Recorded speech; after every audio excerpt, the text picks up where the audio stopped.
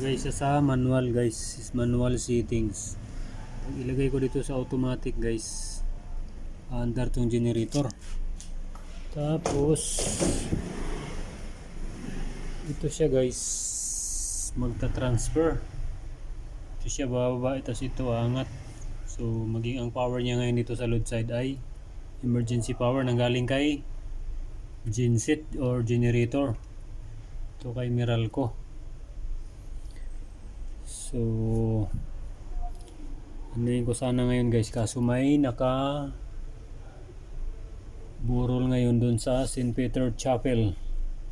So di ko siya pwede galawin. Paandarin ko sana yung itong genset guys. Nangyari kasi guys, kaya siya nag-transfer dahil minanual ko kasi ito. Minanual ko siya na ibaba, tapos ito iangat. So nangyari, ito yung ano guys, normal limit switch. Ito naman emergency limit switch. So pag ano yung generator guys, pag ilagay ko sa automatic na settings, under ngayon yung generator, tapos mag-transfer to. Ito bababa, ito angat. So ngayon pag i-off ko yung generator, hindi na siya automatic babalik guys. So kung wala sana nakaburol ngayon, paandarin ko yung generator, tapos after mga 3 minutes or 3 seconds or 6 seconds ba, magka-transfer na to sila, automatic mag-transfer to uli guys. Kasi nga yung limit switch hindi siya nakasagad, dapat nakaganyan yan. Di ba malambot yan? Dapat nakaganyan yan. Pag ang mechanism nito ang gagana, dapat ito kasagad, dapat yan ganyan.